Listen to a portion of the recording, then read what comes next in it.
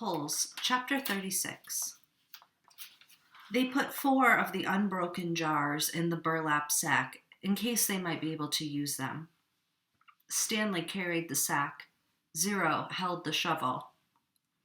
"I should warn you," Stanley said, "I'm not exactly the luckiest guy in the world." Zero wasn't worried. "When you spend your whole life living in a hole," he said, "the only way you can go is up."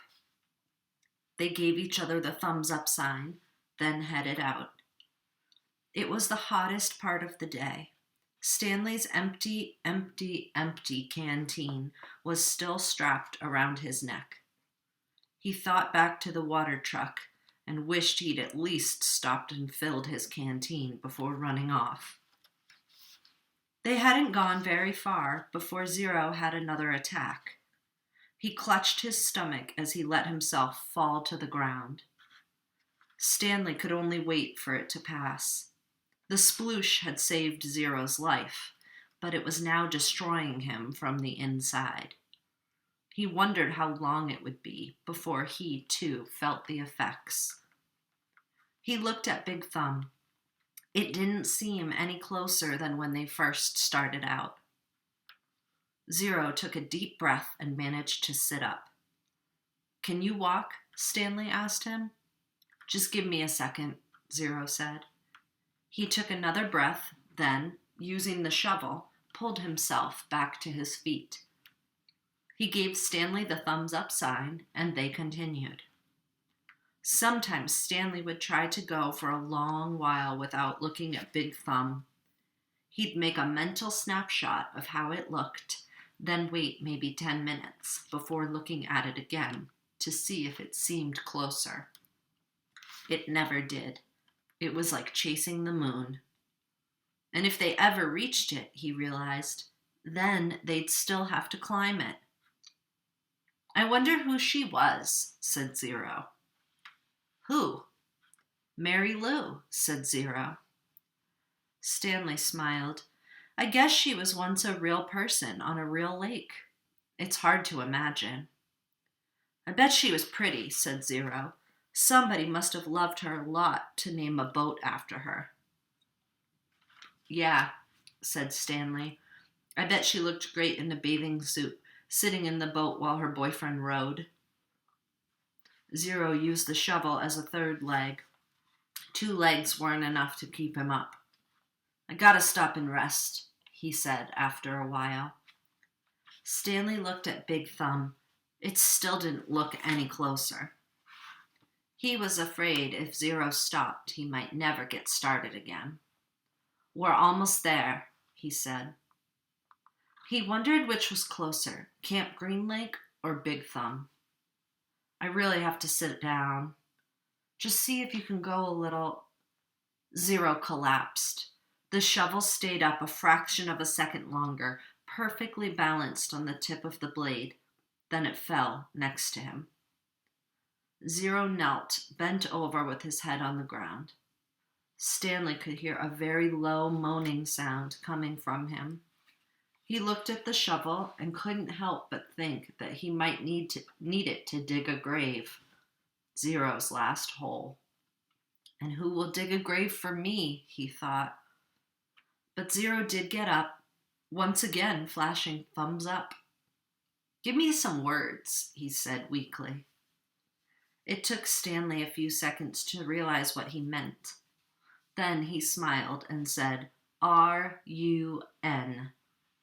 Zero sounded it out to himself. "Run, run." "Good. F-U-N. Fun." The spelling seemed to help Zero. It gave him something to concentrate on besides his pain and weakness.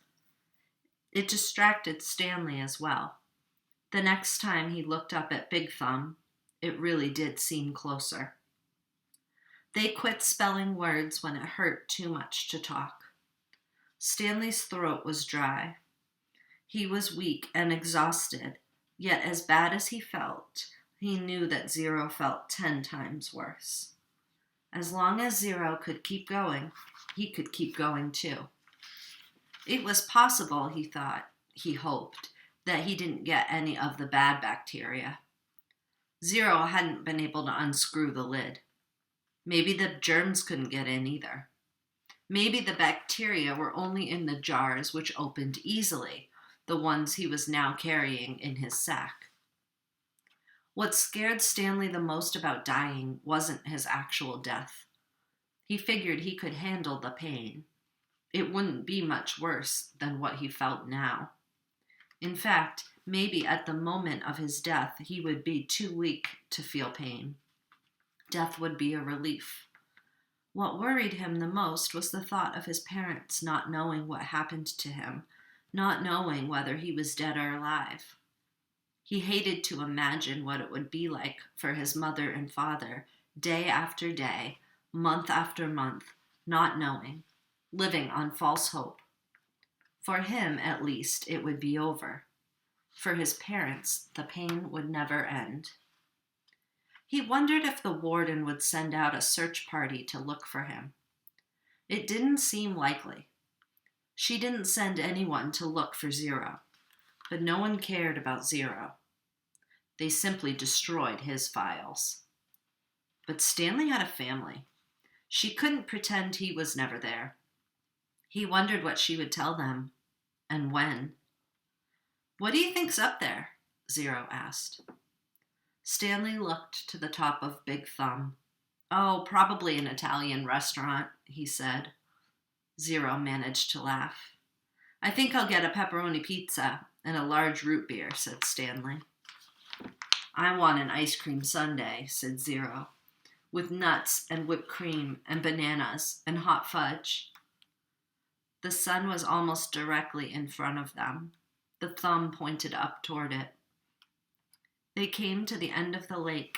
Huge white stone cliffs rose up before them. Unlike the eastern shore, where Camp Green Lake was situated, the western shore did not slope down gradually.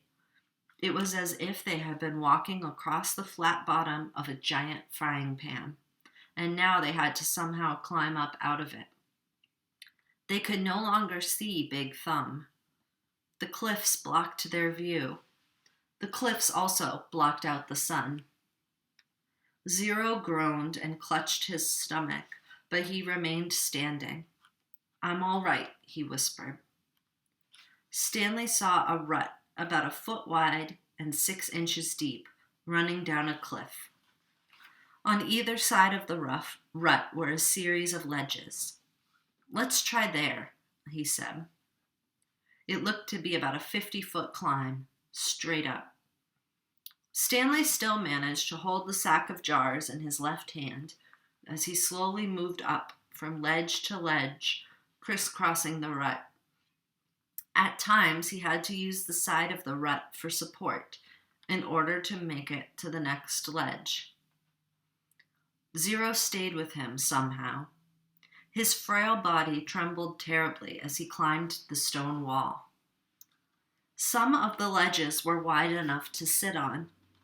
Others stuck out no more than a few inches, just enough for a quick step.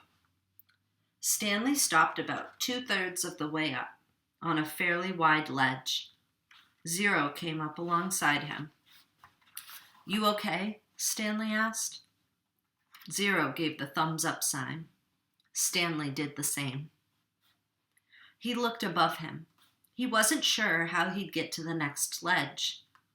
It was 3 or 4 feet above his head, and he didn't see any footholds.